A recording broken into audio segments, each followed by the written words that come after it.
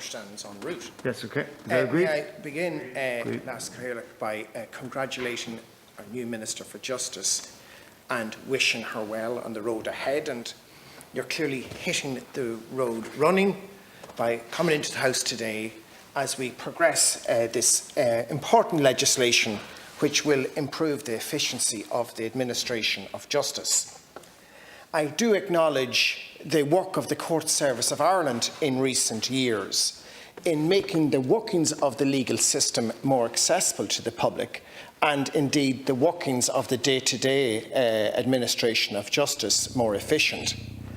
And as a previous speaker, I think it was Senator Ward, said, the current Chief Justice, Mr. Justice Frank Clark, is a reforming voice, bringing us in, some would say dragging and kicking, but no, bringing us in to very much a more modern age for the administration of justice, where people feel part of it.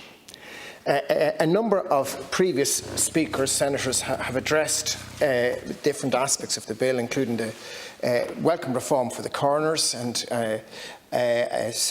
chapter. So I'm just going to very briefly touch on 13 sections, 13, 14 and 15. And section 13 is business records in document form and documentary evidence presumed to be admissible. The key word here is presumption. There's no automatic admissibility. And like previous speakers, I get concerned if there would ever be an erosion of our strict rules of evidence in this country, which are cherished and upheld day in, day out in the courts. So I welcome that because it's a presumption. And presumptions, if properly armed with the legal ammunition, you're entitled to refute and rebut. Section 14 of the bill, and I notice you kindly, Minister, give a mention to the Law Reform Commission, and I think this has its genesis from the report in 2016. And the Law Reform Commission is the unsung hero of the whole administration of justice and should be resourced and valued much greater than it is. And often their reports lie on shelves for decades before we get around to them. They're usually way ahead of the curve. But maybe with the onset of the pandemic, what they suggested in the report published in 2016 becomes a reality here.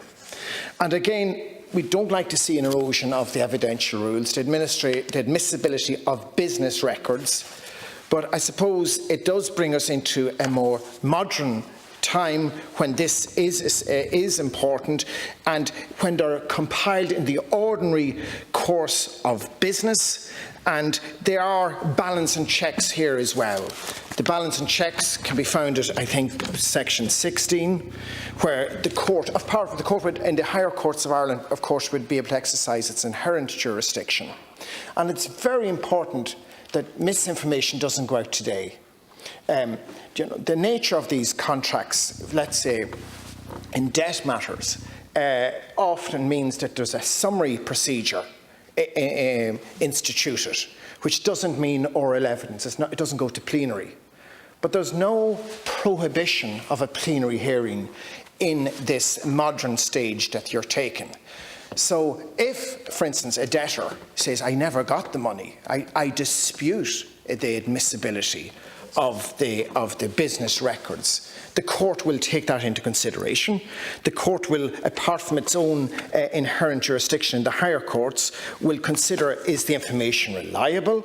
Is there a reasonable inference that the information is authentic? Is it likely to be possible to controvert the information? And consideration is given to all the circumstances which may be taken into consideration or drawn from the information's accuracy or otherwise.